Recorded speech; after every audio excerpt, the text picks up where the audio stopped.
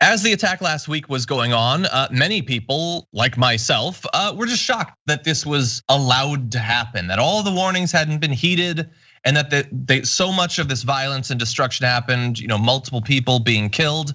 And at the time, one of the more shocking parts of it was that the people engaged in these crimes, in this attack, were so gleeful about the entire thing, and they wanted to make sure that everyone knew who they were. So they posed for photos, they live streamed it and all of that.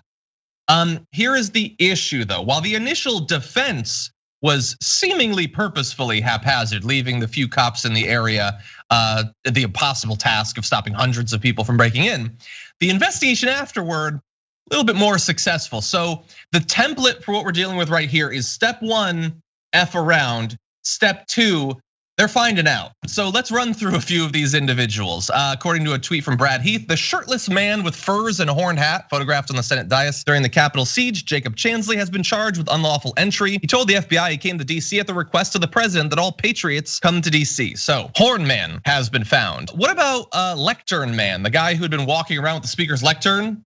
Yeah, he was caught. This is Adam Johnson. He was caught. He's being charged with, I think it was trespassing there and maybe some theft, obviously. Let's see. We've also got, this is just a fun one. Prosecutors have also filed charges of unlawfully entering the Capitol against West Virginia lawmaker Derek Evans, who posted a video on Facebook in which he shouts, "We're in, we're in. Derek Evans is in the Capitol." No word yet on how they tracked him down. Social Security, 629, like. Come on. I don't here's a map with directions to my house. You're gonna wanna hang a left at the rallies. Anyway, yeah, they found him. So one of the more haunting videos from the attack was a police officer being chased through the building. One of the man, you can see the screenshot, doing the chasing and sparring with the cop. He was also tracked down. This is Doug Jensen. He posted on Twitter back on November 12th that he was ready for 4 more years and will do whatever it takes. So whatever it takes turned out to be chasing a cop through the Capitol building.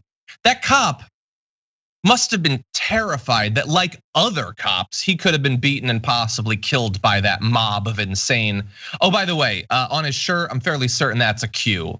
So to give you an idea of who this person is, he believes in the QAnon stuff. He has been found, and he has been charged. We also have this individual. Why am I focusing on this one? Not just because that's hilarious. I know he thinks he looks tough, but it's just so funny. It is so funny. No. Anyway, that's a retired Air Force Lieutenant Colonel. Larry Rendell Brock Jr. was charged with knowingly entering or remaining in any restricted building or grounds without lawful authority and violent entry and disorderly conduct on Capitol grounds. Now, a retired Air Force Lieutenant Colonel taking part in this is madness. He apparently had some of those zip ties as well. So God only knows what he planned to do. He's been taken in. The only thing funnier than that is the photo. The only thing funnier than the photo is the fact that you know how they found him, Francesca? His ex-wife was watching the video and ID'd him and turned him in.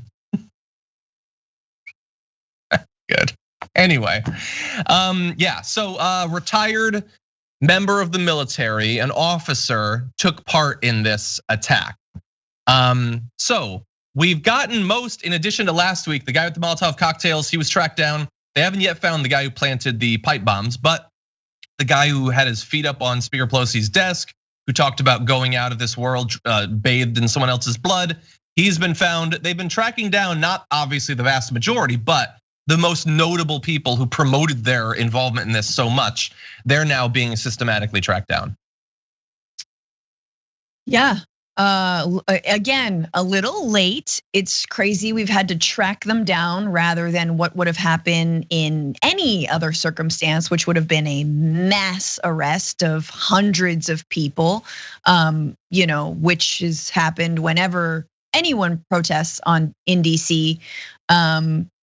Even non-violently, but of course they didn't have the blessing and the encouragement of the White House and potentially some people in the Capitol itself in terms of security.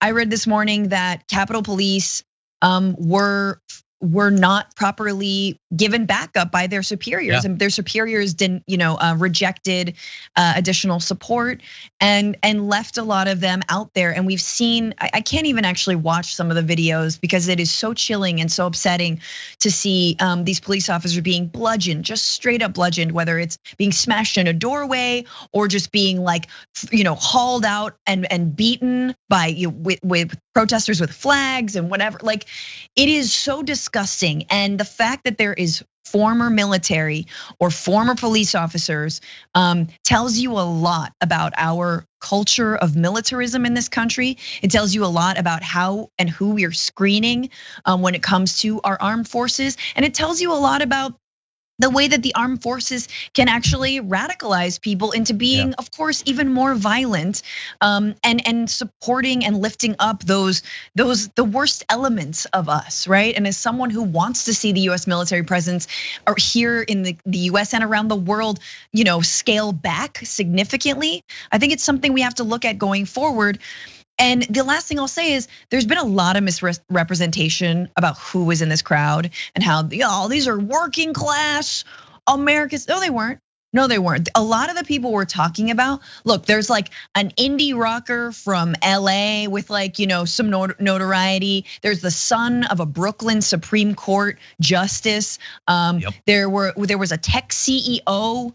There were a couple other tech workers. A couple other CEOs. Yeah. A couple other CEOs. Let's look, I'm not saying there weren't people who lost their jobs. In fact, I read about one this morning that who lost their job as a laborer, like a manual laborer. Like, look, that's very real.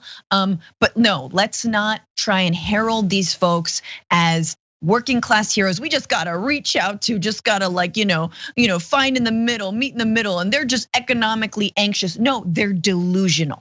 They're delusional. They've been sold a lie by the president and so many media outlets.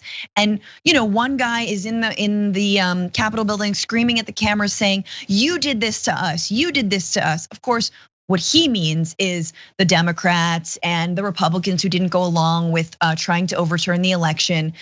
But truly, when he said that, I'm like, yeah, we did do this. The president, right-wing media, conspiracy theories that got then laundered up through from Reddit to Breitbart, from 4chan to Fox News.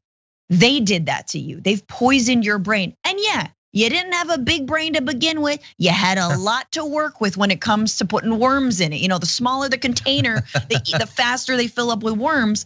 But again, we have to neutralize this. There have to be consequences. Going back to the beginning of the show and AOC's remarks, people need to be held accountable. And man, I hope they get as much of the book thrown at them as a protester who's fighting against police brutality would get. But we shall see. I agree.